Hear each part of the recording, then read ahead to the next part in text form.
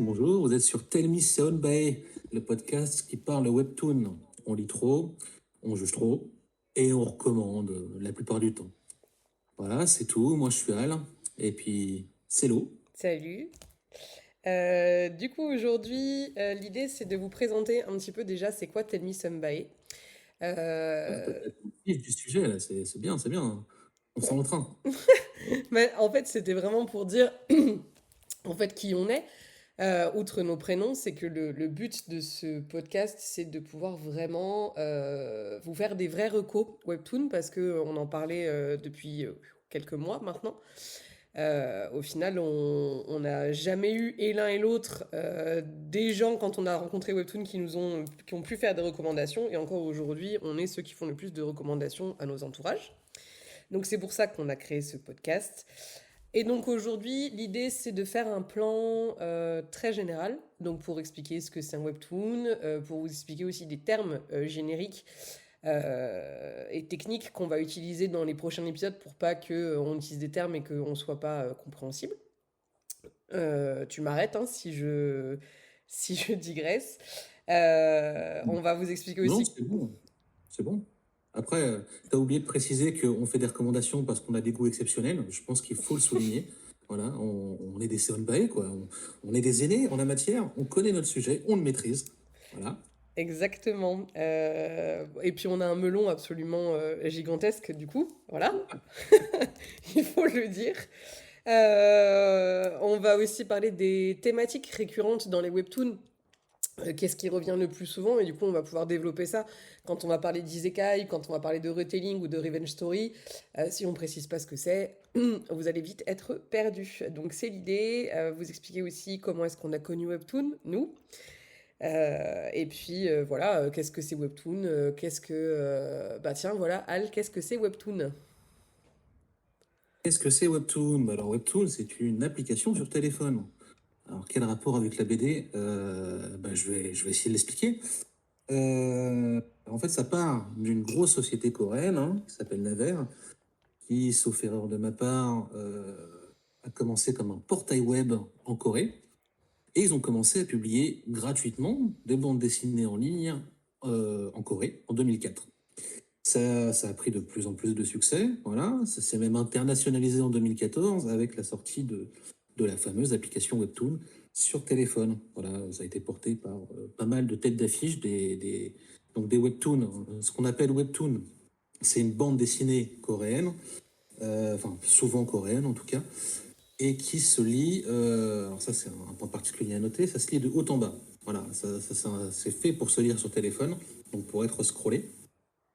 Et voilà, le terme webtoon, le terme plus générique, ça va être manhwa. Un manhwa, c'est quoi? Bah, c'est un manga coréen, une bande dessinée coréenne. Et voilà, que dire de plus sur Webtoon? Bah, c'est pas la première application à s'être lancée, c'est pas la première plateforme qui est sur le net à publier des bandes dessinées coréennes, des bandes dessinées coréennes en ligne, mais c'est quand même la plus populaire actuellement. Tout à fait. Donc, je crois qu'en 2022, c'était 85 millions d'utilisateurs. Ça commence à peser, hein, ça commence à Ça peser en fait sérieux. C'est plus quelques-uns, que la ouais. France. Voilà. Et donc, bah, il y a quand même deux choses à noter. C'est que la fréquence de parution, c'est un peu la même que pour les mangas. Donc, c'est hebdomadaire. Voilà.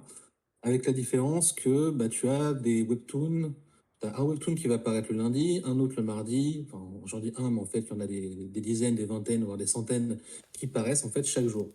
Voilà, donc tous les lundis, vous allez lire votre romance favorite. Tous les mardis, vous allez lire votre thriller favori. Et puis tous les mercredis, voilà, vous avez compris. Truc intéressant à noter, c'est que bah, ceux qui publient des webtoons, il y a bien sûr des professionnels, des gens chevronnés, et aussi des amateurs. Voilà, il y a beaucoup d'auteurs qui commencent sur Webtoon. Alors, il y a des compétitions pour choisir les prochains Webtoons qui vont paraître. Et il y a sur l'application Webtoon tout un, toute une partie où ce n'est pas ceux qui sont édités par l'application, mais où n'importe qui peut publier. Et donc bah, l'idée, c'est qu'un peu, si sur cette partie-là où tout le monde peut publier, ton webtoon devient super populaire, bah, tu vas finir par être édité sur Webtoon en série hebdomadaire. Donc bon, qu'est-ce qu'il y a à dire sur Webtoon en plus? On peut parler aussi du Ça... système Ouais, vas-y. Excuse-moi. On peut aussi parler du système du Daily Pass, du Fast Pass, quand on va en parler, par exemple, au niveau des systèmes de publication. Donc, effectivement, comme tu disais, il y a un épisode qui sort par semaine. Globalement, après, tu as forcément des moments de pause, parce que le rythme de publication est extrêmement soutenu. C'est une remarque, voilà, il faut le dire, les auteurs en parlent beaucoup de ça, parce que globalement, je disais que ils sont attendus 70 à 90 cases par semaine, ce qui est énorme. Et donc, tu as forcément des moments de pause. Donc, tu vas avoir, quand tu vas commencer un webtoon ou que tu vas prendre un webtoon un webtoon en cours de route, tu vas avoir donc tes épisodes qui sortent une fois par semaine, mais après, tu as donc un système de fast pass, c'est-à-dire que tu peux payer, donc c'est un système de coins. Et je crois que globalement, c'est. Qu'est-ce qu'on avait dit? On avait regardé un petit peu, je crois que moi, pour 300 coins, ça me coûte 30 euros. Donc, enfin, voilà, c'est globalement à peu près ça. Tu achètes en pack. Et chaque épisode débloqué te coûte 5 coins. Donc, tu peux débloquer plus d'épisodes sur certains webtoons. Donc, tu vas en avoir qui ont 3 épisodes en fast pass, comme tu peux en avoir qui en ont 25, voire 30 d'avance, où tu peux décider de payer pour voir les épisodes avant tout le monde. De la même manière que le Daily Pass, c'est quand tu as un webtoon qui est terminé, qui est toujours sur la plateforme, mais qui est donc est fini en termes de publication, qui donc lui est en Daily Pass, et où là tu as un système en fait où tu peux lire un épisode gratuit par jour. Et si tu veux débloquer plus d'épisodes, là tu vas devoir payer. Voilà, c'est important de le dire parce que si par exemple on parle d'un webtoon, qu'on fait une reco sur un webtoon et nous on lit, enfin en tout cas moi je lis tout ce qui est en fast pass, donc attention spoiler déjà de un, et de deux quand on dira ces épisodes là, ça s'est passé en fast pass, que ce soit au moins que ce soit clair. Oui, tout à fait vrai. Donc ouais, c'est un modèle freemium, hein, t'as raison. C'est gratuit, mais bah, si tu veux lire les webtoons en avance ou si tu veux dévorer d'un coup une série qui est déjà parue, bah, t'as raison, faut payer. Faut souligner. Exactement. Exactement. Voilà, on a fait le tour. Après, on peut peut-être préciser en termes de les termes génériques ce qu'on va utiliser dans les webtoons. Ouais, c'est pas bête. Bah, quand on parle de webtoon, c'est un peu abusif, mais on désigne généralement, bah, on désigne un manhwa, voilà, donc une bande dessinée en particulier. Voilà, après, bah, tu as parlé des genres. Bon, bah, c'est différents genres. Je pense qu'on aura l'opportunité d'approfondir le sujet plus tard. Je sais pas si on a besoin d'approfondir ce que c'est qu'un isekai, par exemple. Non, mais globalement, on peut le donner globalement, mais voilà, on peut parler de ces termes-là. Après, on peut peut-être aussi définir plus tard sur ce type de termes-là, mais notamment l'autre jour, on parlait d'arc. Quand on parle d'arc en webtoon, mais comme en manga, hein, c'est pareil, en animé, c'est assez répandu comme terme, il me semble. Hein, je sais pas ce que t'en penses, mais. Tout à fait. Donc l'arc, c'est vraiment, ça désigne une action qui se déroule plus ou moins longtemps, mais par exemple, attends, je cherche un exemple qui est extrêmement connu. One Piece ou Dragon Ball Z ont des arcs qui sont extrêmement définis sur voilà, quelque chose où le héros ou les personnages sont notamment à un endroit avec un méchant ou une action, une vraie qui se passe, qui est développée en fait pendant des centaines et des centaines de pages, voire plus ou moins longue, mais en règle générale, c'est divisé en fait un manga, un webtoon, un manhwa est divisé en fait en plusieurs types d'arcs. C'est assez reconnaissable, hein, d'ailleurs, honnêtement, ça saute aux yeux tout de suite. On voit le début, on voit la fin, et voilà, l'action se déroule.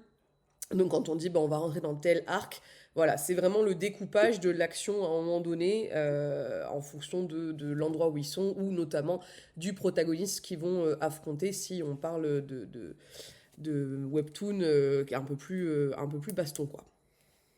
Ouais, tout à fait. Non, bien, franchement, je pense qu'on a défini la plupart des termes. Est-ce qu'on parle de comment est-ce qu'on a connu Webtoon? Ouais, bah vas-y, je t'en prie, commence. Ouais. Alors moi, j'ai connu Webtoon, c'était pas disponible encore à l'international. Moi, j'ai connu Webtoon, c'était via un manoir, un Webtoon qui s'appelle She's in the Trap, et qui a été, bah, d'ailleurs, qui est paru en drama, un drama qui a été assez populaire, je crois. Et je devais passer j'allais sur le site officiel, et il y avait une équipe de traducteurs de femmes qui avait traduit l'œuvre. Et c'était un plugin sur le navigateur qui traduisait le coréen en la version qu'ils avaient traduite, quoi. Donc j'ai commencé ça il y a très longtemps, je t'avoue. Ouais, Je sais même plus quand. j'allais te demander, Voilà. est-ce que tu te rappelles du nombre d'années? Parce que ben, moi, je suis en train de chercher et je crois que je. Waouh, il faudrait que je regarde, mais ça me. Je sais pas du tout. T'as une Moi, c'est idée sûr, ça à la fait. louche? Ah ouais, moi, ça fait au moins minimum 10 ans et plus Ouais. probablement 15 ans. Facile. Ouais, bah moi, tu vois, ça fait 7 ans. Donc ouais, tu Ouais, vois, ça t'as commence à déjà, faire, hein. ça commence à faire aussi, hein, mine de rien. Ça, Ça fait un beau bébé, hein, bon, franchement. ouais, c'est clair. Puis ça en fait quelques-uns de lus, hein, mine de rien. Et t'es tombé dessus par hasard ou t'as juste, tu cherchais ou on t'a fait une reco et on t'a dit faut que t'ailles sur ce site-là Ouais, ça, c'est intéressant, ça, parce que je pense que j'ai fait la transition, comme beaucoup, je pense, du manga à manhwa. Mm. Donc, tu vois, manhwa avant même le webtoon, avant même le format en ligne, parce que ça existait déjà, des bandes dessinées coréennes qui paraissaient pas en ligne, mais qui paraissaient en version papier. Et il y en avait un qui s'appelle d'ailleurs The Breaker. Ouais, Voilà, un manga de combat.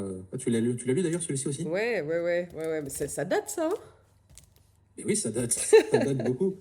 Ça date beaucoup. Et donc, après The Breaker, je me suis intéressé un peu à ce qui paraissait d'autres en bande dessinée coréenne. Et c'est là que je suis tombé sur She's in the Trap et que je suis tombé sur la plateforme Webtoon. Voilà. Ok, bah tu vois, moi c'est un peu pareil, c'est-à-dire on m'a pas fait de reco. Moi je cherchais, parce que moi je suis une dingue de mythologie grecque comme tu le sais, et je cherchais en fait quoi lire, parce qu'à l'époque c'était pas à la mode, faut le dire.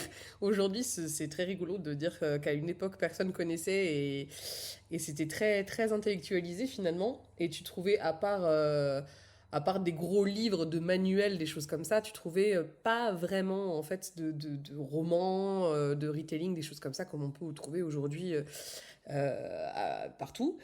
Et donc moi je cherchais en fait quoi lire et donc comme d'habitude je me renseigne sur les parutions etc, ce qui sort, ce qui va sortir et en fait je suis tombée sur l'Or Olympus dont on parlera plus longuement mais je suis tombée là-dessus et du coup, j'ai téléchargé l'appli parce que, enfin, tu vois, c'était vraiment un des premiers résultats Google en plus qui sortait. Donc, le Webtoon venait juste de sortir. Donc, tu vois, je viens de regarder, c'était 2018. Donc, ça fait 7 ans. Et il n'y avait pas beaucoup d'épisodes de sortie.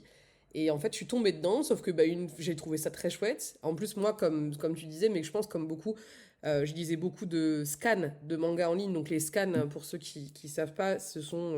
Enfin, en fait, vraiment le principe de Webtoon, c'est-à-dire c'est des pages qui sont scannés, c'est pour ça qu'on appelle ça des scans, où tu défiles, en fait, alors maintenant tu défiles de haut en bas, mais à l'époque c'était vraiment comme un livre, tu devais aller de droite à gauche, mais les scans, Ouais, c'est les mangas, ça.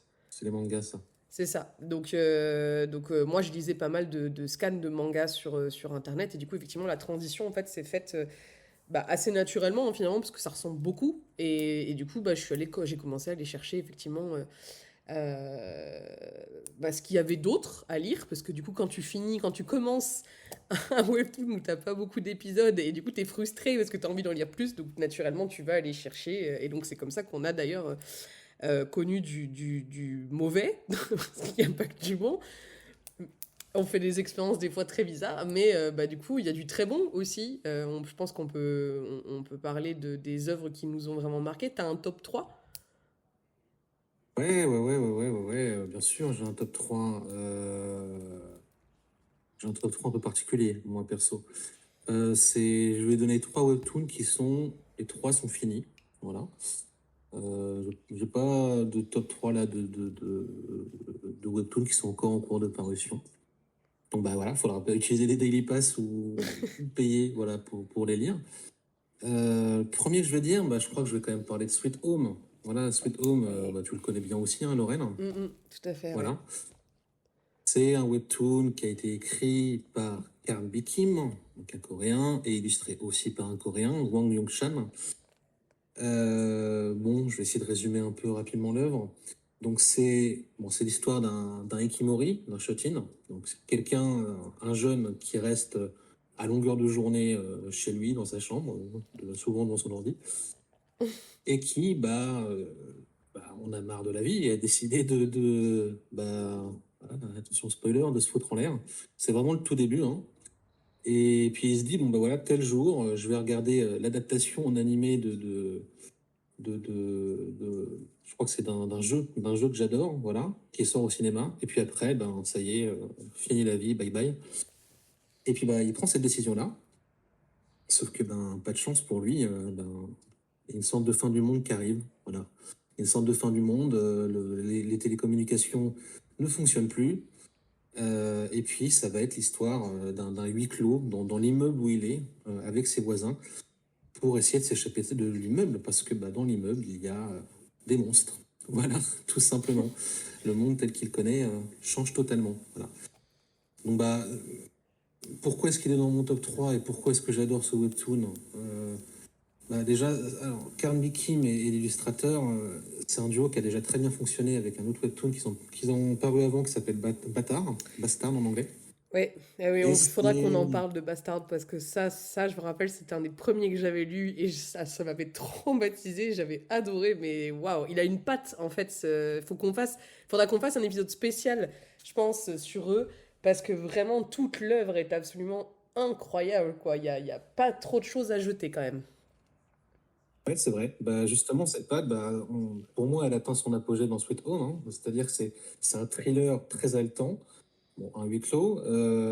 Ça explore des thèmes, mais sombres, hein, bah, le suicide, comme on l'a dit, la réclusion, la solitude, la dépression.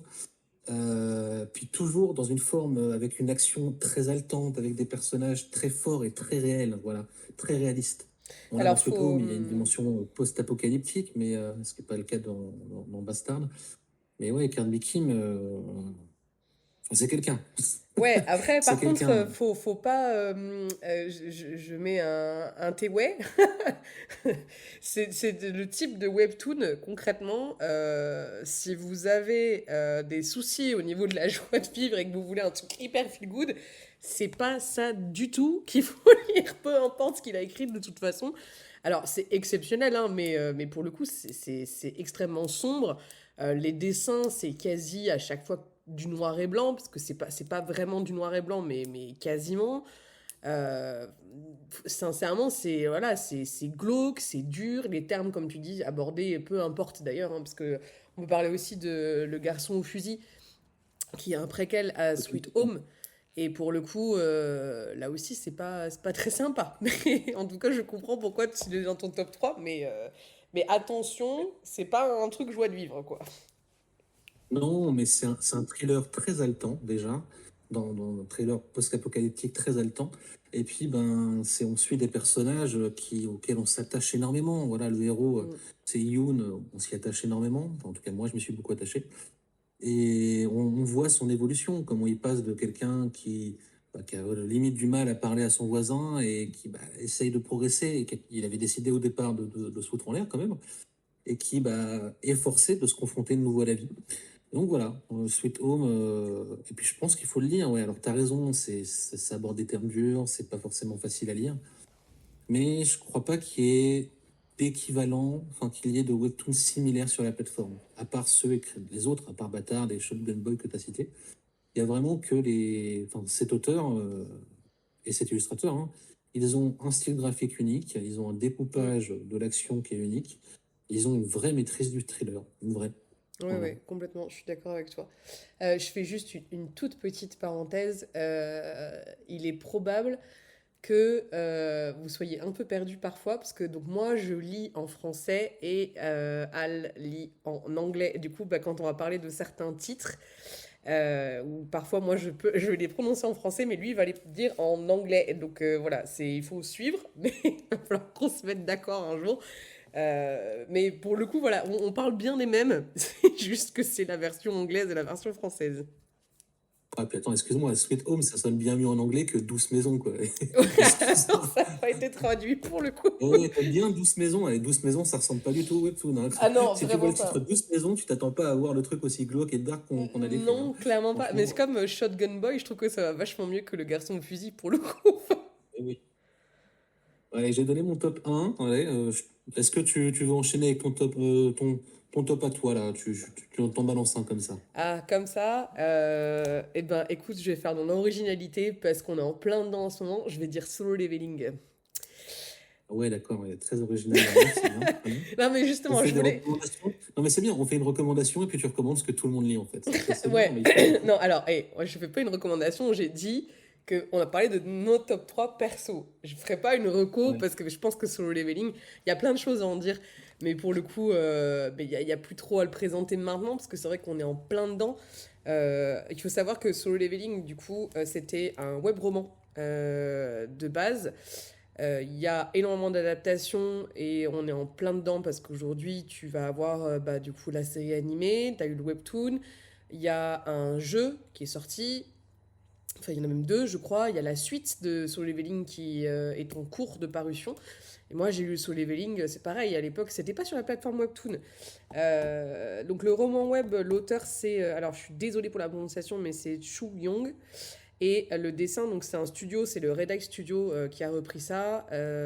Et donc c'est Doubou, c'est un pseudo pour le dessinateur, paix à son âme d'ailleurs, qui est décédé. Et donc on ne pourra plus avoir d'équivalent sur ce dessinateur-là, il faut le savoir. Mais Solo Leveling, voilà, aujourd'hui c'est quand même.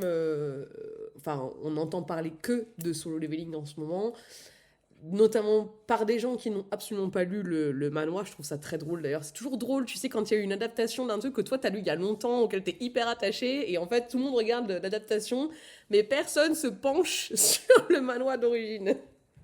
Je pourrais dire la même chose, Lou, hein. Moi, j'ai commencé avec le web novel, hein. Ouais, ben ouais, Donc, j'en étais sûre, je me suis dit, je vais dire voilà. ça, il va taper là où ça fait mal. Mais je savais pas. Écoute, Je savais pas que c'était un web novel. Par contre, pour ignorer que Solo Leveling c'est un webtoon de base, il faut y aller quand même, tu vois. ouais, c'est vrai, c'est vrai. Mais je pense que tu peux souligner, hein, mais euh, on a dit que Webtoon, ça avait pris beaucoup d'ampleur, mais ça, le format Webtoon a pris énormément d'ampleur grâce à Solo Leveling, hein. Ouais, parce que c'est pas, par contre, il n'était pas publié sur la plateforme Webtoon de base. Et il a jamais été. Et d'ailleurs, il y a pas longtemps, je suis tombée sur Solo Leveling sur Webtoon. Les premiers épisodes, il devait y avoir 7 ou 8 épisodes, et je pense que le mec s'est fait ban, donc ça doit être quelqu'un qui l'a importé. Et il s'est Ouais, fait tout à ban fait. excessivement rapidement. Parce que moi j'ai vu ça, je me suis dit, attends, quoi? Qu'est-ce que ça fait là, ça? Ah oui, et j'ai parlé d'adaptation tout à l'heure, mais il faut savoir que donc, le webtoon est en cours de parution en version papier également. Voilà. Après, est-ce que ça vaut le coup que je repitch sur le leveling? Je ne suis pas Oh sûre. ben, faut le faire rapidement quand même, hein. Bah, globalement, sur le leveling, donc c'est un monde où la magie a un petit peu débarqué. Donc, il y a des portails, donc ce qu'on va appeler des donjons. Donc, c'est vraiment des portails qui vont s'ouvrir un peu comme dans Doctor Strange, qui vont s'ouvrir vers d'autres dimensions, vers d'autres mondes. Et ça s'ouvre vers des donjons où il y a donc des monstres à l'intérieur. Et au bout de, je crois que c'est 7 jours, au bout de 7 jours, si le donjon n'a pas été conquis, eh bien, les monstres sortent et ça fait un outbreak. Et l'outbreak, d'ailleurs, c'est un terme qui reviendra dans pas mal de webtoons, finalement, où les monstres, en fait, sortent de la dimension parallèle et débarquent dans le monde réel. Donc, la magie étant arrivée, eh bien, il y a donc certains individus qui ont reçu des pouvoirs spécifiques, qu'on appellera des chasseurs ou des hunters, en fonction de qui va le dire, et qui sont classés, mais ça c'est récurrent notamment dans les jeux vidéo coréens, le terme de chasseur, avec qui sont classés, du coup, donc le plus bas, là en tout cas, c'est le rang E, ensuite c'est D, C, B, A et S, où là ce sont les chasseurs ultimes.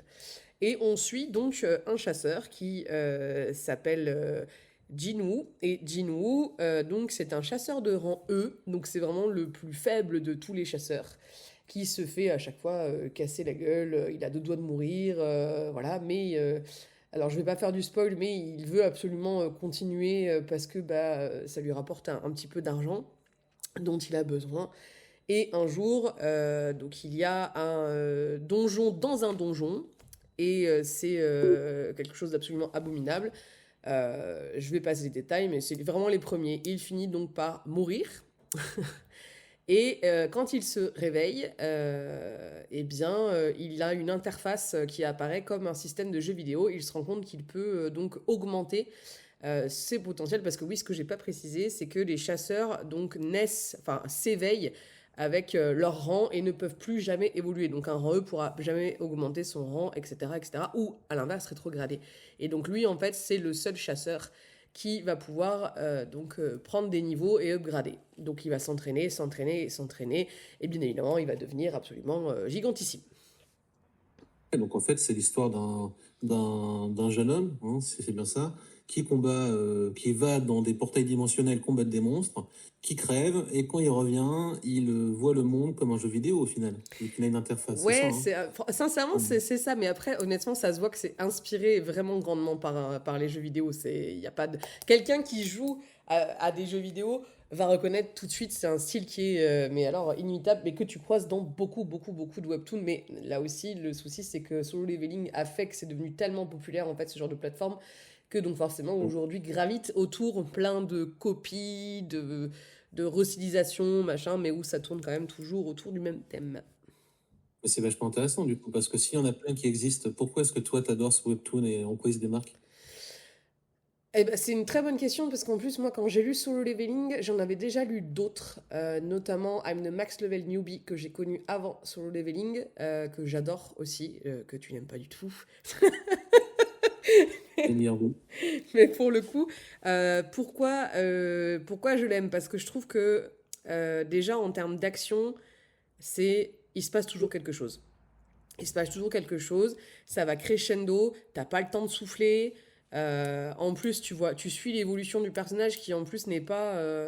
Enfin, tu vois qu'il en chie au début, il crève de trouille, il se fait un combat avec lui-même et en fait il a un objectif et en fait il fait tout envers et contre tout pour dire en fait je veux aller là-bas et je vais tout faire pour aller là-bas et si au passage je peux prendre des niveaux tant mieux, mais il a un objectif qui est bien défini et tu vois qu'il en chie, c'est pas le personnage qui d'un coup se retrouve tu vois comme il peut y avoir dans beaucoup d'isekai notamment le personnage qui a tous les pouvoirs, c'est tout sur tout et du coup il devient très fort en 10 secondes 30. Non, pour le coup lui il galère, il a très très très peur et ça je trouve que c'est bien dans un webtoon, c'est assez rare pour le souligner qu'un personnage qui devient extrêmement badass comme ça ait des émotions aussi fortes en disant je vais pas y arriver, j'ai peur, j'ai pas envie de le faire, voilà, mais je m'accroche à mon rêve et je vais y aller quand même. Et puis alors les dessins sont absolument magnifiques, voilà, là on peut dire ce qui est. L'univers est extrêmement riche. Il y a une vraie recherche au niveau imagination derrière. Enfin, pour moi, il coche Ouais, puis toutes les cases. design, hein. Ouais, t'as raison, t'as raison. Et au niveau chara design, hein, les personnages et enfin, les affrontements, enfin, tout est mémorable, hein, que Mm. ce soit les combats, les personnages secondaires, en termes de visuel, hein, Oui, tout oui, est bien sûr. vraiment Oui, tout à fait, je suis d'accord. C'est ça qui fait que, enfin, pour moi, aujourd'hui, c'est vraiment un banger absolu. Et d'ailleurs, l'animé, quand il est sorti, j'avais un peu peur, mais pour moi, là aussi, ça coche toutes les cases. Ça marche super bien. Et parce que je pense que le webtoon est extrêmement quali dans ses scènes d'action et notamment dans ses scènes de combat, finalement, puis la gestion de la couleur, moi je suis très sensible à la colorimétrie, on y reviendra sur l'Or Olympus par exemple, c'est une des premières choses qui m'a séduite. Cette utilisation de la couleur, notamment du bleu et du violet sur Solo Leveling, et du noir. Les noirs sont extrêmement bien travaillés. Enfin, au niveau design, il n'y a rien à dire. Enfin, pour moi, c'est vraiment. Il n'y a pas grand chose que je reprocherais à Solo Leveling, en tout cas.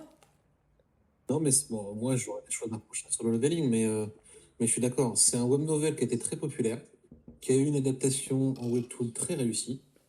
Et je me prononcerai pas sur l'animé, j'ai pas encore vu la saison 2, donc, mais voilà. Bah alors, je trouve que la saison 1 est vachement mieux parce que bah, moi, spoiler, mon personnage préféré c'est Beru. Et je trouve qu'ils ont raté Beru. Et j'étais très triste parce que pour moi, s'il y avait un personnage qu'il fallait pas rater, avec un combat qu'il fallait pas rater, c'était vraiment ça. Et alors tout le monde en parle comme du combat de l'année, etc., etc.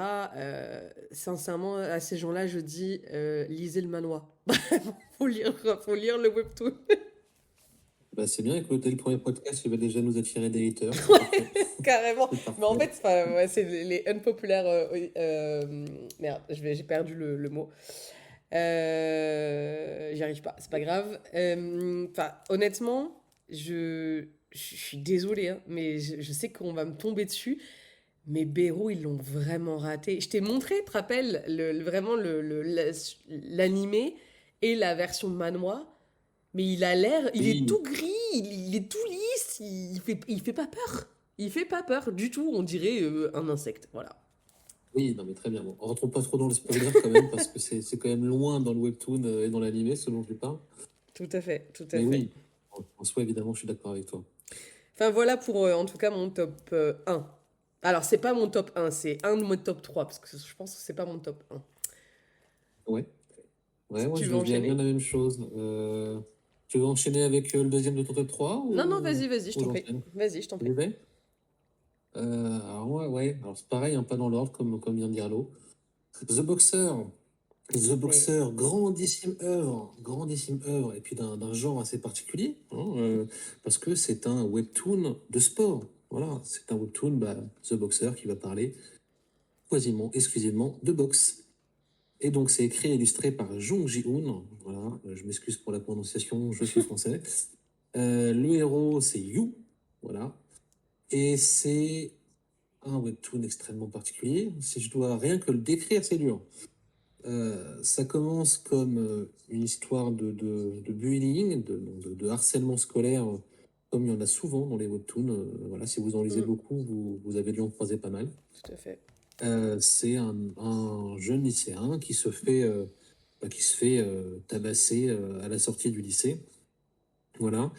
Et qui, ça l'ennuie. Voilà. Et je veux dire, il y a un boxeur enfin, un entraîneur de boxe, le plus grand entraîneur de boxe de tous les temps, qui a déjà entraîné 5 champions mondiaux de boxe. Voilà. Et 5 grands champions de boxe qui ont marqué l'histoire de la boxe.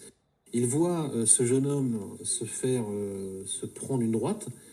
Et puis il est absolument abasourdi, éberlué, parce qu'il se rend compte que pendant qu'il se prend la droite, il s'ennuie. C'est-à-dire que pour lui, il voit le coup venir, le coup lui apparaît comme tellement lent qu'il s'ennuie en prenant ce coup. Donc il est totalement halluciné, et puis il va réussir on va le dire, à manipuler le héros, donc à manipuler Yu, à se lancer dans la boxe. Voilà. Et c'est une histoire extrêmement marquante. Voilà, Lo, elle a parlé de Solo Leveling. Solo Leveling, c'est quand même une histoire où tu as un protagoniste que tu vois grandir, que tu vois évoluer.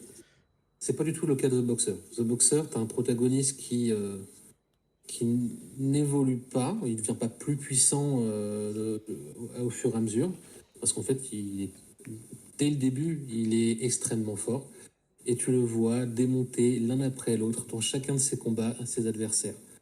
Mais vraiment, c'est juste ça, un peu comme dans One Punch Man, si vous connaissez ce manga. Et il les démolit, voilà, parce qu'il est trop rapide, trop précis.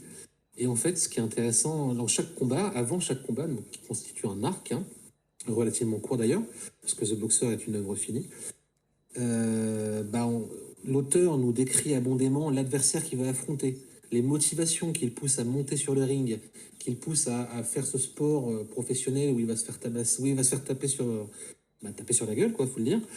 Et on s'attache à chaque fois à ses adversaires, et à chaque fois, je ne spoil pas trop, ça finit plus ou moins toujours de la même façon, voilà. C'est du Et voyeurisme en fait. Comment? C'est du voyeurisme. Ah bon?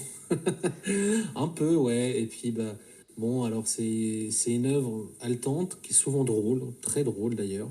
Tu as parlé de colorimétrie, Lo, la couleur de The Boxer, elle est impressionnante. Le jeu des couleurs est très, très marqué. Et bon, alors il n'est pas excessivement bien dessiné, il faut être honnête. Il y a mieux dessiné sur la plateforme. Maintenant, bon, moi je trouve ça quand même pas mal, hein, vraiment. La mise en scène, l'action est pareil, très courte, très intense. Donc ça se lit très facilement. Après, il y en a qui aimeront, qui détesteront. Il y a des points quand même, et il y a une forte influence quand même chrétienne, hein, sur ce webtoon au final. Vous le verrez en le lisant. Mais ça reste pour moi un des plus grands webtoons de la plateforme. Voilà. Et puis il n'y en a pas tant que ça au final, des webtoons autour du sport. Il y en a quelques-uns, il y en a pas mal. Mais des très populaires, il n'y en a pas eu tant que ça. Donc voilà. Et je suis d'accord Voilà ce avec que je toi vous pour dis. avoir commencé justement The Boxer. Je trouve qu'effectivement l'utilisation de la colorimétrie et la gestion de la couleur est très très intéressante. Pareil pour les balances des noirs, etc. Les noirs, les blancs. Et effectivement, alors c'est pas, je suis d'accord, c'est pas le style de dessin que moi je vais affectionner particulièrement, mais honnêtement ça va. J'ai déjà vu largement pire et où là pour moi, enfin moi je sais que ça c'est un gros red flag. quand le dessin vraiment n'est pas bon du tout, enfin, en tout cas, alors, attends, je reformule, parce que là aussi, je vais me faire taper sur la tête, sinon. Quand le dessin n'est pas à mon goût et ne me plaît pas, vraiment pas, je peux pas. J'arrive pas à faire abstraction du tout. Après, on ne demande pas forcément à tous les webtoons d'avoir un dessin phénoménal. Mais moi, ce que je pense, parce que tout le monde doit attendre de la qualité d'un dessin, c'est qu'il ne faut pas que le dessin soit un frein à la lecture. Voilà. C'est pas du tout le cas dans The Boxer.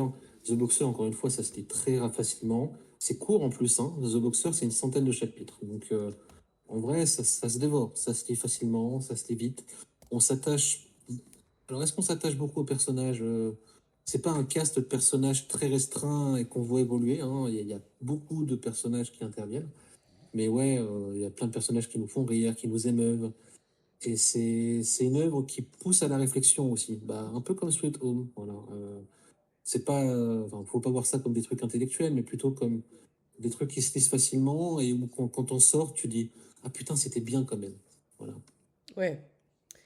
Ouais, mais c'est très rigolo quand même parce qu'on se rejoint sur pas mal de trucs, mais on a quand même des tops qui sont radicalement différents. Donc, dans le fond du fond, finalement, on a quand même une démarche qui est radicalement différente quand on lit un webtoon, toi et moi, hein, c'est fou. Oui. T'intellectualises beaucoup plus finalement quand tu lis un webtoon.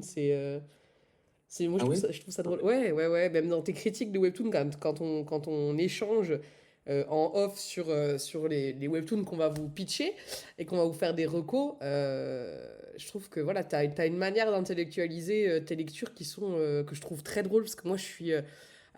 Tout l'inverse, c'est complètement dans l'émotionnel, tu vois, dans ce que ça va me faire ressentir et de vibrer avec le héros et d'aller de plus en plus vite, vraiment, quand il y a une grosse action et que j'ai tellement hâte de savoir.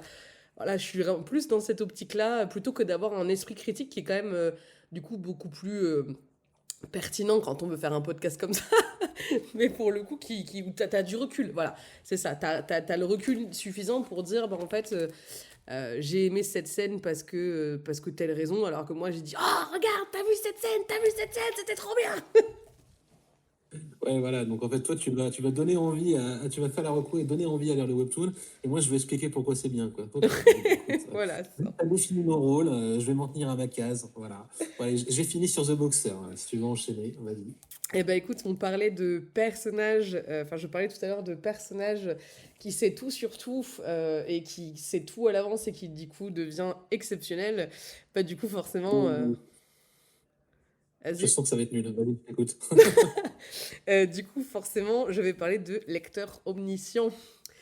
Le fameux. Ouais, lecteur omniscient, bah pour le coup là aussi c'est pas trop une surprise. Lecteur omniscient, du coup, c'était aussi un web roman qui a été écrit par Sing Chong. Et c'est Sleepy C qui est toujours, ou Sleepy C, pardon, excusez-moi, là encore avec mon accent absolument à couper au couteau, qui est donc sur le dessin sur la plateforme donc Webtoon. Donc Lecteur omniscient, c'est une œuvre qui à l'origine est donc terminée. Maintenant le Webtoon est toujours en cours de parution. Euh, pour moi, Lecteur omniscient, c'est le tout premier du genre que j'ai lu. Donc là, pour le coup, on est clairement sur de l'isekai. L'isekai, c'est quoi? L'isekai, c'est un personnage qui se retrouve... Vas-y. Ouais. Non, non, je veux juste intervenir quand même pour décrire l'isekai. L'isekai, c'est de la merde. À toi, là. Non, pas du tout. Moi, je pense que c'est mon genre préféré. Du coup, je vais pas du tout dire ça. Mais là encore, on est toujours, on se contredit. Hein, voilà. Moi, jamais arrive à se mettre d'accord sur un top 3. Comment ça va pas être possible? Ma description est plus efficace, plus concise et plus véridique. Voilà, mais vas-y, continue de Ouais, décrire bah du coup, je l'isekai. vais faire un peu plus nuancé. Donc, l'isekai, c'est quoi? L'isekai, c'est quand, par exemple, tu as un personnage. Donc, on est bien d'accord, à la base, relativement random, qui se fait un peu chier dans sa vie, qui a une vie un peu pourrie, qui a pas trop d'amis, qui a rien qui le rattache. Notamment, ça, c'est un point important, je trouve, à soulever sur l'isekai. C'est toujours des personnages qui ils ont rien en fait, il y a rien qui les rattache à notre monde, voilà, ça c'est vraiment un gros trait important dans l'isekai. Et donc ce sont des personnages qui en règle générale jouent à un jeu vidéo ou lisent un livre ou lisent un webtoon et se retrouvent en fait projetés d'un coup dans l'univers de fiction qu'ils étaient en train de lire ou de jouer, etc. Donc là, on rentre clairement là-dedans, puisque donc le protagoniste, c'est donc Kim Dok-ska, qui, lui, est un petit gars random, qui s'est fait bully à l'école, on en parlait tout à l'heure, c'est encore un thème qui est extrêmement récurrent dans les manhwas, qui en fait a un job de merde, qui se fait chier dans sa vie, vraiment, et qui notamment lit tout le temps des romans en ligne, notamment un qui a plus de 3000 chapitres. Et c'est le seul, et c'est important, c'est le seul qui a continué envers et contre tout, donc qui a lu ce roman en ligne pendant plus de 10 ans. Et donc tout le monde a, je crois que celui d'après qui a lu le plus, il s'arrêtait au 125e chapitre, quelque chose comme ça, donc on parle quand même des milliers d'épisodes qu'il a lus. Et donc ce roman en ligne s'appelle Les 3 façons de survivre dans un monde en ruine. Ou le guide du survivant. Ça, c'est le sous-titre, globalement. Donc, il est dans le métro, il finit de lire le dernier chapitre, donc il est très ému, parce que ça l'a accompagné pendant toute sa vie. Et puis, d'un coup, l'auteur lui envoie un mail pour lui dire, il lui envoie le fichier du livre, donc par mail, et il lui dit: j'espère que vous survivrez, merci de m'avoir suivi pendant toutes ces années, bonne chance. Et là, il y a un compte à rebours qui se déclenche. Et là, d'un coup, il se retrouve projeté. Donc, en fait, c'est même pas lui qui se retrouve projeté, c'est la réalité du roman qui vient se superposer, en fait, à la réalité, à sa réalité à lui. Et ça démarre dès le début, donc, du livre. Et donc là, il se rend compte, effectivement, qu'il est projeté dans son univers de roman. Mais du coup, forcément, il connaît tout, et notamment les personnages principaux avec qui il va se lier d'amitié, etc. Enfin, voilà, c'est le pitch de Lecteur Omniscient ou Omniscient Reader Viewpoint, parce que par exemple il a été en adaptation papier et vous pouvez le trouver que sur ce nom-là, donc le nom anglais et pas le nom français, c'est important. Mais toi qui l'as lu également, on pourra en parler plus longuement. On a essayé, je fais un petit pitch, on a essayé la semaine dernière de faire un seul épisode sur Lecteur Omniscient, c'est une catastrophe, on a passé 1h30 et on n'a rien dit en 1h30, tellement c'est une œuvre qui est complexe en fait. Ouais, je suis d'accord avec toi. Après, juste un petit, je vois que tu as parlé beaucoup de web novel. Peut-être juste préciser que web novel, c'est l'équivalent roman du webtoon au final, hein, parce que c'est même un ou plusieurs chapitres d'une histoire qui paraissent chaque semaine sur une plateforme. Et Naver, d'ailleurs, la société mère de l'application webtoon, ils ont une application pour les web novels qui s'appelle Yon quelque chose, Yon, je crois. Voilà. Juste, Oui, bah tu fais de bien. pas- Mais il y en a beaucoup d'ailleurs. Il y a beaucoup de webtoons qui sont basés sur des web novels, hein, mine de rien. Mais Bah, ouais, parce qu'ils savent que ça va marcher, hein. Ils prennent un web novel qui marche, et puis bah, s'il marche très bien, et bah, ils l'adaptent en webtoon, et généralement ça marche bien, hein. Ça a été le cas pour Lecteur Omniscient, pour Solo Leveling, voilà. c'est ça, Ils se mouillent pas. exactement. Mais voilà, Lecteur Omniscient, je me rappelle, c'était le premier du genre que je lisais. Parce qu'à l'époque, quand ça a démarré, en fait, j'aime pas spécialement la romance. Mais pourtant, je lisais beaucoup de romances à l'époque. Et du coup, bah, en fait, je me faisais clairement chier. Franchement, mais j'osais pas, en fait, partir sur des thématiques qui étaient un peu plus masculines. Enfin, qui ont l'air un peu plus masculines, finalement. Et pour autant, c'est ça que j'adore. Et en fait, Lecteur Omniscient, je l'ai, mais alors, cherché, je suis tombée dessus par hasard. Et je me suis dit, hmm. Et plusieurs fois, je me suis dit, allez, ça a l'air pas mal, est-ce que je tenterai ou pas? Et en fait, j'ai tenté, je l'ai déglingué. Je crois qu'il devait y avoir peut-être 90 ou 100 épisodes. Je les ai lus dans la journée. Vraiment, je l'ai déglingué. J'ai adoré. Et ça m'a tenu en haleine non-stop. Alors, il a ses défauts, hein, surtout maintenant. On y reviendra. Mais c'est une œuvre. L'univers, j'ai rarement vu ça. Je suis incapable de citer un autre webtoon qui a un univers aussi travaillé, aussi développé et aussi extraordinaire que Lecteur Omniscient. C'est waouh. Franchement, c'est chapeau bas à l'auteur, c'est génial. Il y a tout. Il y a de la mythologie, il y a de l'histoire, et puis de tout, en plus de plein de pays différents. T'as de l'action, des scènes de combat, de l'empathie, des états d'âme. Enfin, genre, honnêtement, c'est tellement riche, comme je disais tout à l'heure, qu'on a passé 1h30 à faire un premier épisode sur Lecteur Omniscient. Et en 1 heure et demie, on n'a rien dit, quoi.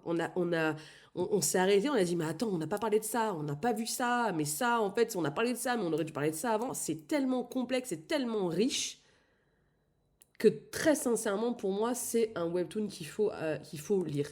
Alors là, ça part un petit peu en castagnette, mais pour le coup, Non, je suis d'accord avec toi. Après, enfin, on t'a fait le pitch, t'as bien écrit l'histoire, hein.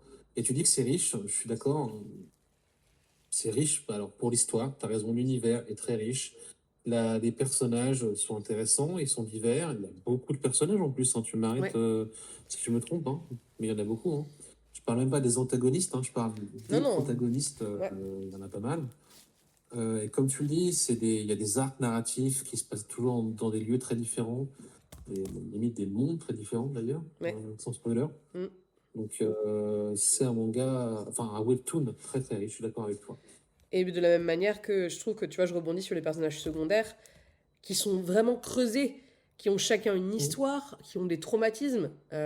Chaque personne a ses propres traumas, parce que forcément, on imagine bien que dans un monde en ruine, donc là c'est l'équivalent de l'apocalypse, hein, je veux dire, c'est un monde où c'est clairement tuer ou être tué, voilà, avec des scénarios qui sont mis en place pour ça, pour tuer le plus de monde possible en fait, et d'avoir que des survivants.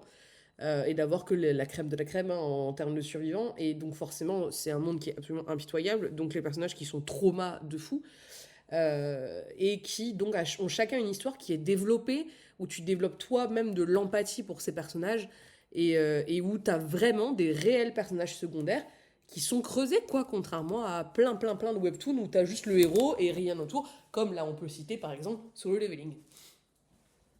Alors, ouais, tu as raison. Et je vais quand même. Enfin, une autre raison de. Moi, je vais donner une bonne raison de lire ce webtoon. C'est que déjà, bah, c'est un bon isekai. Voilà.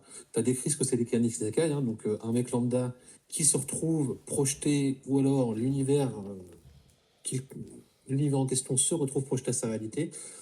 Un univers qu'il connaît parfaitement. Donc, c'est un mec qui va. Le random, il va se retrouver projeté dans un jeu vidéo qu'il connaît par cœur. Là, c'est dans un livre, dans un web novel qu'il connaît par cœur. Et souvent, bah, vu qu'il connaît par cœur l'univers en question, ben, il est tout puissant, voilà, il arrive à choper tous les pouvoirs archi vite et je veux dire, ça devient très très vite chiant. Voilà, la façon dont la montée en puissance du protagoniste est gérée.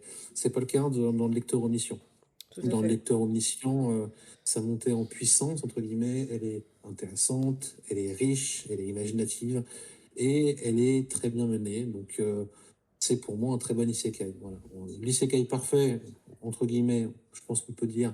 Encore, est-ce que vraiment Solo Leveling est un isekai? Enfin, bon, ça reste Solo Leveling, hein, On a eu le débat mais l'autre jour, mais je suis pas persuadée que Solo Leveling soit un isekai pour le coup. ouais, ouais. En tout cas, Lecteur Omniscient est un excellent isekai. C'est tout ce que je voulais dire. C'est ça. S'il faut en lire un, c'est celui que je recommanderais. Mais Ouais. sinon, n'en lisez pas. Et dans les dessins. Là encore, je serais plus nuancée. J'ai plein d'exemples d'isekai que je trouve très bons que Al déteste. Mais en tout état de cause, là aussi, il faut le souligner, les dessins sont très bons également. Le dessinateur, il en a fait d'autres, hein, d'ailleurs, Sleepy Sea. Euh, c'est très très bon, il n'y a rien à dire. Enfin, l'action est très belle, les scènes de combat sont très beaux, les personnages sont très bien dessinés et très beaux.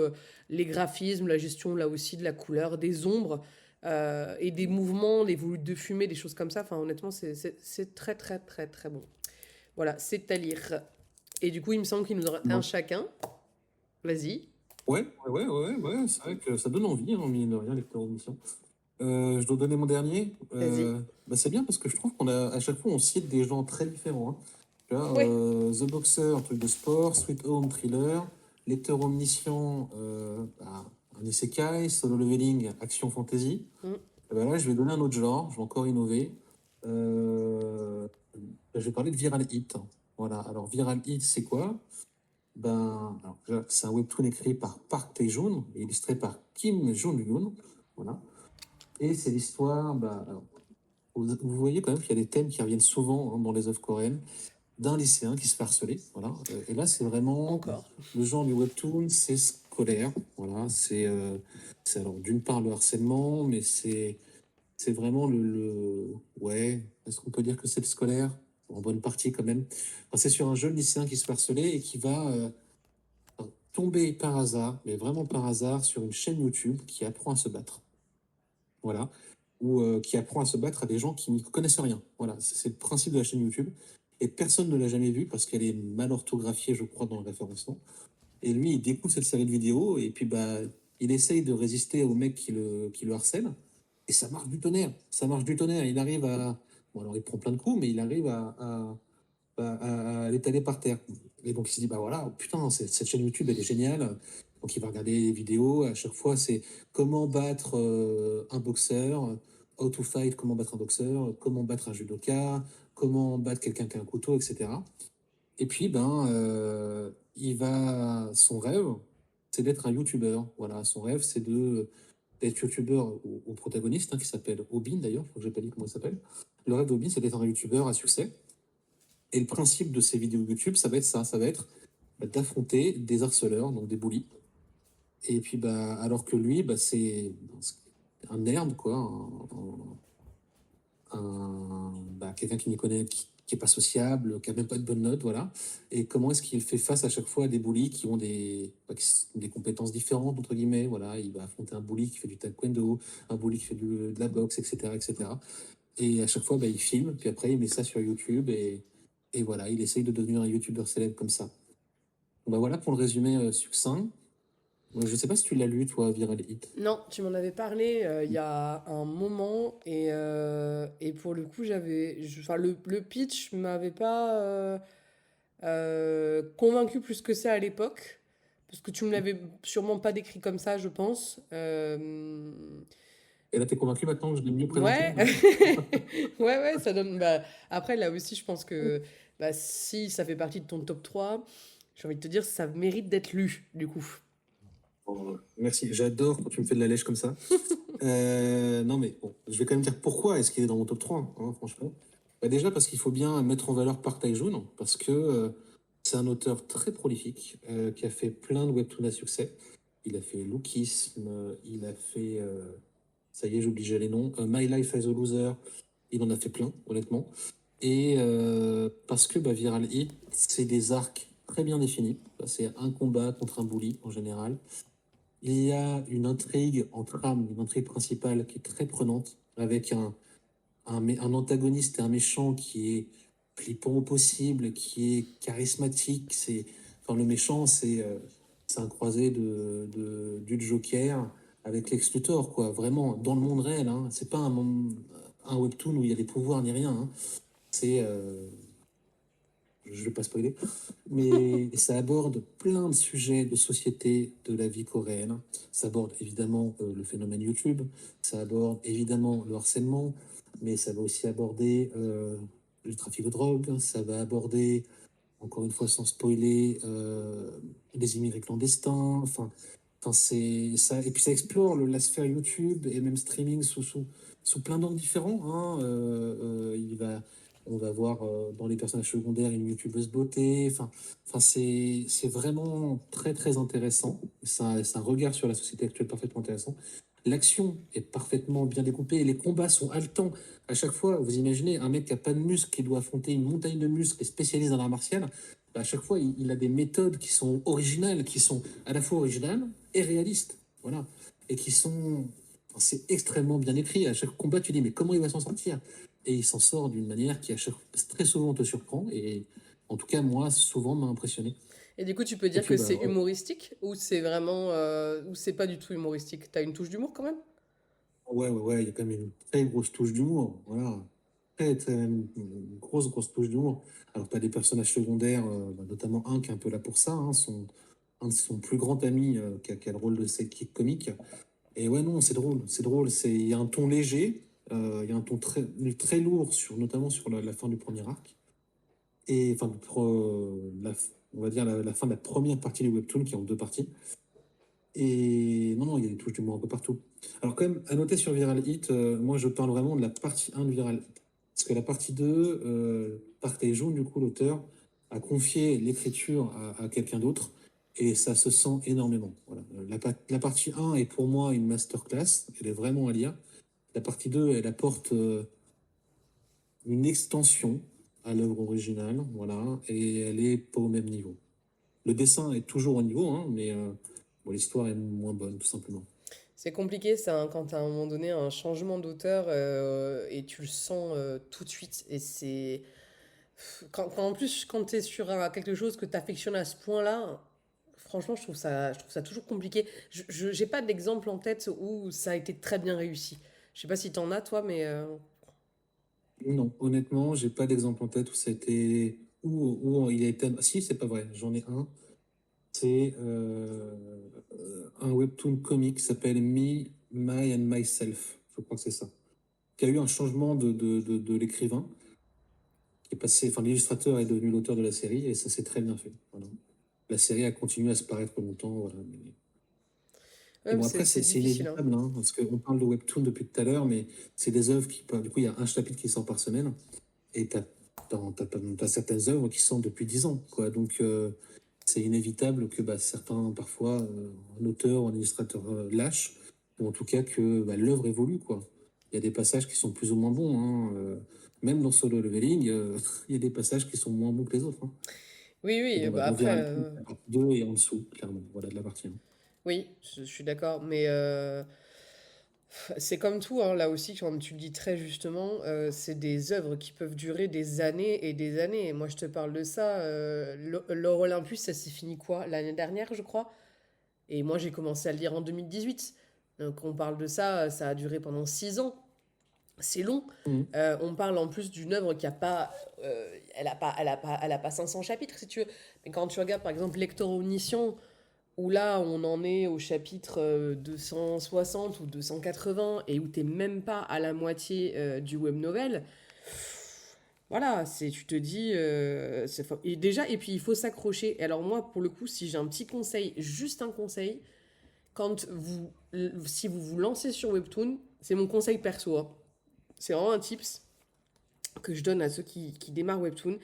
Quand tu démarres une œuvre, pour moi, il faut s'assurer que tu aies au moins quelques dizaines, pas de centaines, mais quelques dizaines de chapitres qui soient déjà sortis pour moi, pour apprécier réellement une œuvre, parce que comme c'est qu'un épisode par semaine, et que du coup, forcément, t'en lis plein à la fois, je trouve que quand tu démarres et qu'il y a que quelques épisodes, tu vois, il y en a 6 ou 7, en fait, t'as pas le temps de rentrer dans l'histoire pour vraiment t'attacher au personnage, te rappeler des noms. En plus, vu que c'est des noms que nous, Européens, et notamment Français, n'avons pas l'habitude d'entendre, sauf pour ceux qui regardent des animés ou qui lisent des mangas, mais avec des sonorités où parfois, et ben en fait, c'est compliqué. Et quand t'as pas l'habitude et que t'as lu que quelques épisodes, en fait, tu te repointes la semaine d'après, tu sais plus qui c'est, t'as oublié ce qui s'était passé avant, t'as pas le temps de rentrer dans l'histoire.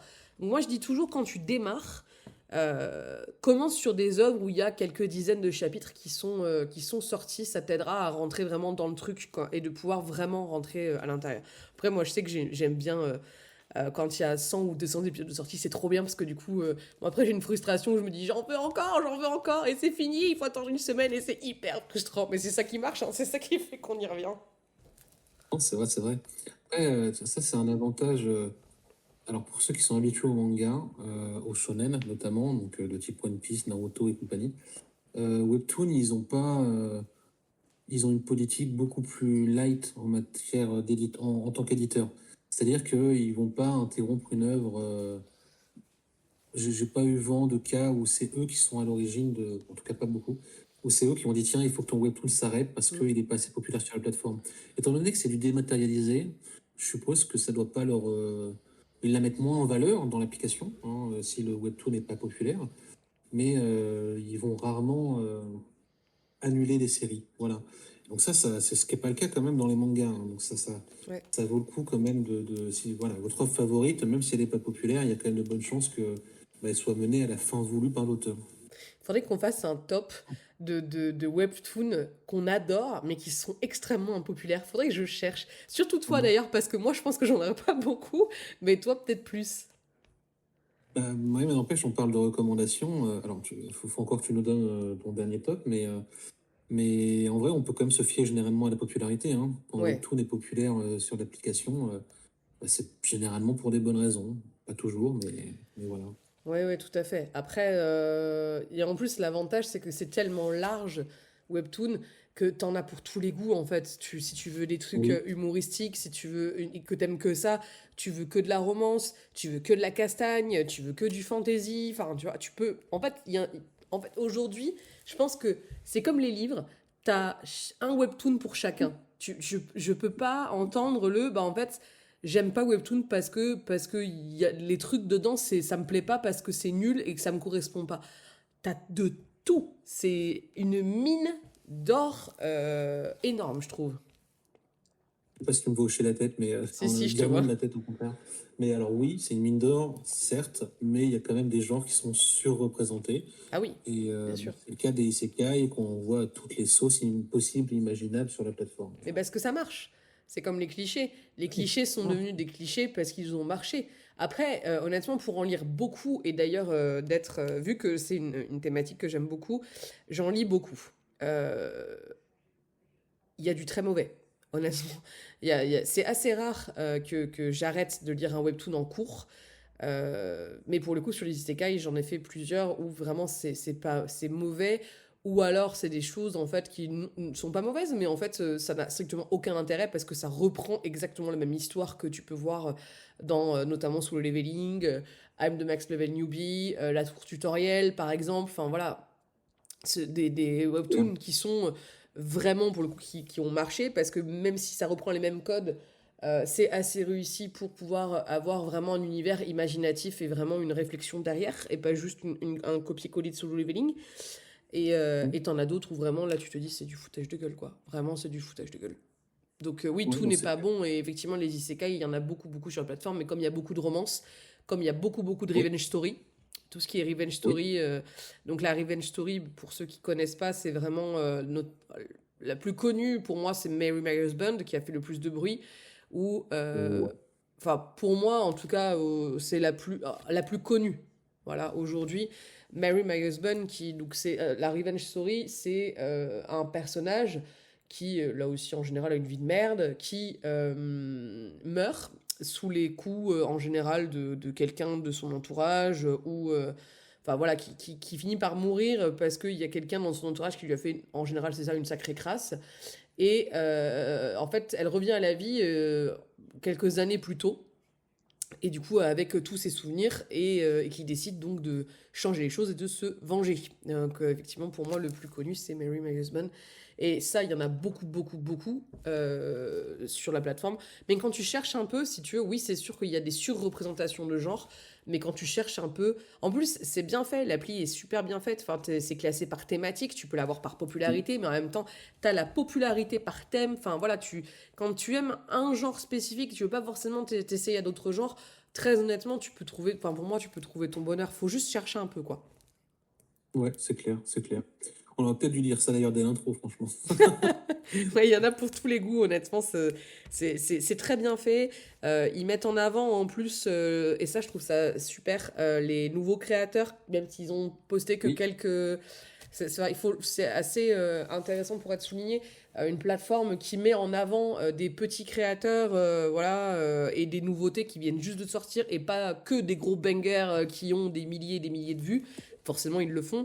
Mais voilà, tu as aussi toute une recommandation personnalisée, comme peut faire Netflix par exemple, quand tu lis oui. certains genres et que du coup ils te proposent dans la foulée, bah ça à mon avis t'aimeras bien. Il y a des taux de recommandation, tu vas avoir les nouveautés. Si par exemple ils voient que tu as lu, par exemple moi le dernier titre que j'ai lu c'est The Greatest Estate Developer que tu m'as conseillé. Là, je viens de le finir et il me dit si vous avez aimé tel titre, donc que je viens de terminer, il propose ça qui est en relation. Bah, c'est quand même Mm. hyper bien fait. T'as les séries populaires en top 10 en fonction des semaines parce que, et en fonction des jours. Et ça, c'est très important parce que, comme Alex disait, ça, donc tu as des séries qui vont sortir le lundi, d'autres le mardi, d'autres le mercredi. Et en fait, en fonction des jours, ils te donnent des tops par jour. Donc c'est pas des tops tout confondus, c'est vraiment par jour. Donc si t'es là, toi, ton lundi, tu travailles pas, ou alors t'es au boulot et tu te fais chier, ça peut arriver aussi, et ben tu peux aller directement sur les tops du jour. Et après, t'as les séries populaires par catégorie, les séries terminées également. Si t'as envie de taper toute la série d'un coup et que t'as pas envie d'attendre, et ben tu as un onglet où te dit bah t'as toute la série qui est sortie. T'as tous les daily pass aussi, t'as les hebdomadaires encore en cours. Et là, t'es classé aussi, donc ils t'envoient forcément tous les gros bangers, même s'ils sont terminés, en disant ça, c'est les plus grosses vues, etc., etc. Enfin, c'est une appli qui est quand même relativement bien faite, quoi. Ouais, non, clairement, clairement, clairement. Voilà. Bon, on a dit assez. On conclut par ta dernière recommandation Ah bah oui, il m'en reste une. du jeu. Ben, je crois, ouais. Il m'en reste une, tout à fait. Et ben, tu vas voir, je suis excessivement surprenante dans mon top 3. Tu vas être extrêmement surpris, je pense. Je vais dire Et je crois Elécide. être italien, c'est vrai. Et les cides. Ouais, Ouais, ok. ouais, Elécide, j'étais pas convaincue. J'étais pas convaincue quand... donc pour la petite histoire, c'est Al qui me l'a conseillé et qui m'a dit, tu devrais lire ça. Parce que c'est un banger absolu. J'ai commencé, je lui ai envoyé un message au bout du, je sais pas, 15e ou 20e épisode. Je lui ai fait, me, t'es sûr? Et il m'a dit oui, oui. Et ce qui est très drôle, parce que tous les gens à qui je l'ai conseillé, parce que du coup maintenant je le survends et je le conseille à tout le monde, et plein de potes le lisent, même des collègues de travail l'ont lu, tout le monde me dit qu'ils ont accroché direct, alors que moi, il m'a fallu, allez, je sais pas, peut-être 40, quarantaine d'épisodes. C'est long, hein, 40 épisodes quand t'es pas sûr d'aimer ou de pas aimer. Ouais, c'est vrai. Mais à mon temps, ouais. Enfin, vas-y, faisons la description, mais je comprends ce que tu ressens parce que bah, le style se met vraiment en place au bout de ouais, 20-30 épisodes. Ouais, je dirais ça aussi. Donc, Elécide, donc l'auteur c'est Son Gyo. Et au dessin, c'est Zena qui est au dessin, donc c'est une œuvre originale. Elécide. Donc, alors je vais juste, avant même de vous pitcher, Elécide, pour moi qui suis très sensible au dessin, j'ai eu très peur. J'ai eu très peur au départ parce que les dessins sont plutôt vieillots, ou en tout cas très simplistes. Voilà, je vais plutôt dire ça, très simplistes. Par rapport à C'est des... pas, Hein? c'est pas vrai. Si, c'est vrai. Si, c'est vrai. Par rapport à ce que je lis, ce que j'ai l'habitude de lire, si tu veux, comme des gros studios comme peuvent l'être Lecteur Omniscient ou Solo Leveling, où vraiment, en termes de dessin, de couleurs, de gestion de l'action, c'est quand même extrêmement poussé à l'extrême. Là, c'était quand même extrêmement simpliste, mais ça évolue très vite et très fort. Et où là, effectivement, là où on en est actuellement dans les 335e épisodes, quelque chose comme ça. Je crois en Webtoon, il y en a 240 de sorties, de mémoire. Quelque chose comme ça. Et bien là, on est à ce niveau-là de dessin. Pour le coup, des gros studios qui ont énormément de moyens derrière. Donc voilà, c'était juste ma petite parenthèse. Voilà, si vous êtes comme moi et que vous êtes sensible au dessin, faut s'accrocher, ça va à s'améliorer grandement et très vite. Voilà, ça c'était la petite parenthèse. Donc Elécide. Elécide, donc on suit un adolescent il a 17 ans, je crois. C'est Jiwoo. Donc Jiwoo est un ado qui vit tout seul. On saura après pourquoi, mais qui vit tout seul et il n'a pas d'amis. Il se cache, il est très timide, il est très vraiment, c'est l'archétype du personnage extrêmement timide, naïf, bienveillant, très pur, voilà. Et Ouais, au début, c'est surtout l'archétype du loser, hein, franchement, hein, dans les ouais, premiers chapitres. ouais, c'est vrai. Bah, et puis, il a plein de chats parce qu'il recueille les chats errants, etc. Il va nourrir les chats dans la rue. Enfin, voilà, on en est là. Et en fait, un jour, il tombe sur un chat qui est blessé, un chat obèse. C'est important de le souligner. Un chat obèse. Et donc, il le recueille, etc. Sauf que le chat se met à parler. Et du coup, il se rend compte que c'est pas un chat, c'est un homme qui s'est transformé en chat.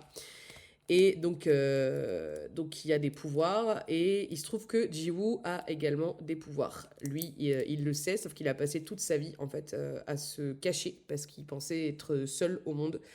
Et du coup, il tombe sur ce chat qui s'appelle Kaiden en réalité, qui lui explique en fait le monde dans lequel il vit, comme quoi il y a donc des éveillés, des associations d'éveillés, des écoles, des académies, enfin voilà, que bien évidemment donc il le cache aux humains lambda, mais que c'est un éveillé, que non, il est loin d'être tout seul et qui va devenir vraiment du coup un petit peu son mentor, qui va Un l'accompagner. peu, hein. Totalement son mentor, hein. T'as raison, il l'introduit dans un monde, dans le monde auquel il appartient depuis la naissance, hein, le monde des éveillés. C'est ça, exactement. Et du coup, au-delà de l'univers, je trouve, qui est génial, Tu as notamment cette relation Jiwoo Kaiden et la relation d'ailleurs de tous les personnages, hein.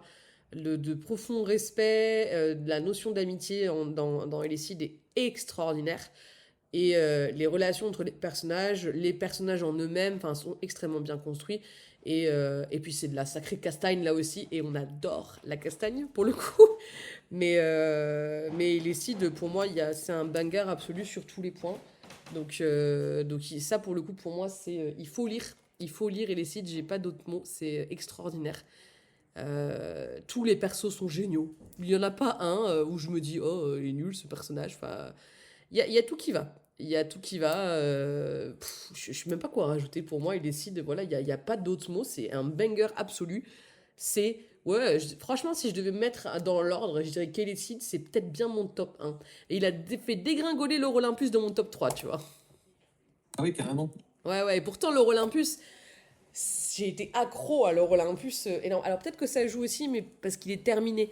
Donc peut-être que du coup j'ai moins, tu vois, cet aspect, j'ai tellement hâte d'avoir l'épisode suivant, etc. Donc comme Elicid est encore en cours de parution et que je suis encore en plein dedans, c'est peut-être ça aussi qui a fait que, vu que l'Euro Olympus est terminé, c'est peut-être ça. Mais je sais pas si tu as un mot à rajouter sur Elicid, mais je pense que j'ai fait le tour.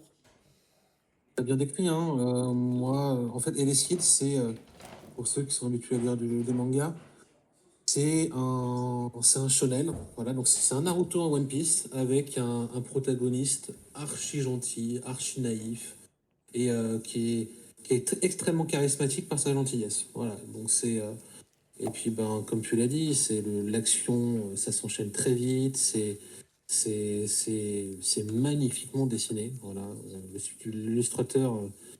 Je ne vais pas rentrer dans le détail, mais le chara-design des personnages, il est waouh, quoi. Mm. Ça a tombé par terre, hein, les personnages. T'es d'accord avec moi, hein? Ouais, ouais, complètement, Vraiment. complètement. C'est à te faire virer de bord, peu importe peu importe le genre que tu kiffes. En fait, ouais, il faudra qu'on fasse nos crushs secrets dans les webtoons, en vrai. Ah, mais Je- alors, en plus de ça, mais moi, c'est même pas secret. Moi, je sais que Ji-Young, dans Elicid, euh, et pourtant, je suis avec un homme, mais Ji-Young, dans Elicid, j'envoie même à mes potes, même à toi, je fais des captures d'écran des fois quand elle a des pauses où elle est en train de juste de s'attacher les cheveux et où là, elle est en pantalon moulant, en cuir, etc. Elle est de dos, elle s'attache les cheveux. Je fais une capture d'écran, je te l'envoie, je suis là, je vais mourir, je bave. Ji-Young, c'est pas mon crush secret, c'est voilà, elle est incroyable. D'ailleurs, Gestella est absolument, c'est radicalement différent, mais Gestella, pardon, mais les femmes dans Elicid, poum, voilà, j'ai rien d'autre à dire. Un plaisir pour les yeux. Et les personnages masculins, c'est pareil, hein, parce que Kaiden, je pense qu'à chaque fois qu'il apparaît en tant qu'humain, du coup, je pense que j'ai la bave qui dégouline. Cartine, Oui. il fait trop minet, mais franchement, c'est le même genre. Tous les personnages, tu les bats, de toute façon, ils sont tous beaux quasiment, sauf les méchants, bien évidemment, mais ça, c'est typiquement coréen pour le coup. Ouais, non, non, c'est ça. Et les sites, en vrai, c'est un webtoon qu'on lit parce que c'est super, c'est facile à lire, c'est agréable à lire, et puis parce que les personnages ils pètent de classe. On l'a pas dit dans Solo Leveling ça, mais J.O., c'est comment il s'appelle déjà dans Solo Leveling le héros? Dis-nous. Genou, voilà. Il pète de classe, il est charismatique comme c'est pas permis. Ouais. Et c'est vrai. Et dans Ouais. Elicid, pareil. Dans Elicid, c'est même le niveau au-dessus parce que la façon dont les personnages sont posés, sont présentés dans les cases, je veux dire, tu as envie de le mettre au fond d'écran, quoi. Alors, c'est un peu le cas dans Solo Leveling, mais dans Elicid, c'est à chaque chapitre, quoi. Ouais, c'est ça. Après, solo leveling, pour le coup, enfin, on peut le dire. euh, à chaque fois qu'il apparaît, Jinou, là aussi, waouh, quoi. Enfin, il tourne la Ouais. tête, c'est juste, il te regarde méchant, t'as envie de rentrer sous terre. Enfin, il a un charisme qui est extraordinaire et qui, d'ailleurs, est exponentiel à sa puissance. Donc, comme quoi, puissance égale pouvoir, enfin, pouvoir égale charisme. Mais bon, ça, c'est encore autre chose. Non, mais enfin, clairement, si vous avez aimé Solo Leveling, lisez Elicid. Si vous avez aimé Elicid, lisez Solo Leveling. Clairement, c'est deux œuvres d'action fantasy différentes, hein, mais voilà. Bah, en fait, tu vois, toi qui as cité chaque fois un truc différent, moi, tu vois, mon top 3 c'est trois actions fantasy, hein. C'est fou, hein. Mais ouais, mais c'est parce que j'ai meilleur goût déjà, et puis je m'y connais plus. Voilà. D'accord, voilà. Eh ben écoutez, sur ce, je vais m'arrêter là. Parfait, voilà. Bah Bon, voilà, et bah, du coup, je sais pas si tu avais des choses à rajouter sur ton top 3. Moi, je pense que j'ai fait le tour. En parlant de top 3, je pense qu'on va vous faire un petit teasing, mais du coup, l'idée pour l'épisode de la semaine prochaine, c'est de vous faire un top 3. Alors, il va falloir qu'on essaie de se mettre d'accord, hein, donc pour le coup, ça risque d'être très compliqué, mais on va vous faire un top 3 général où on est tous les deux d'accord, des top 3, vraiment les recommandations qui, à notre sens, sont, enfin, qui peuvent plaire absolument à tout le monde déjà, et qui en plus sont voilà, absolument extraordinaires sur plein de points. Et du coup, on va prendre plus de temps ce coup-ci pour les développer un peu plus, même si on fera forcément sur cela des épisodes thématiques où on pourra décrypter l'œuvre dans son ensemble, mais au moins pour vous faire une première réelle recommandation sur 3 œuvres. ouais, 3 œuvres qui plairont à tout le monde. Spoiler, vous verrez, on en a sûrement parlé déjà dans ce premier podcast. Voilà, premier podcast. On n'en dit pas plus. Parfait, on est bon? On est bon? Voilà. Bon, bah, c'était Tennyson Bay avec Lo et Al. Voilà, c'était un plaisir, Lo. Eh ben, c'était un plaisir pour moi, Al. On espère que vous avez aimé. Et si vous n'avez pas aimé, bah, tant pis pour vous. Et puis on vous dit à la semaine prochaine. À la semaine prochaine.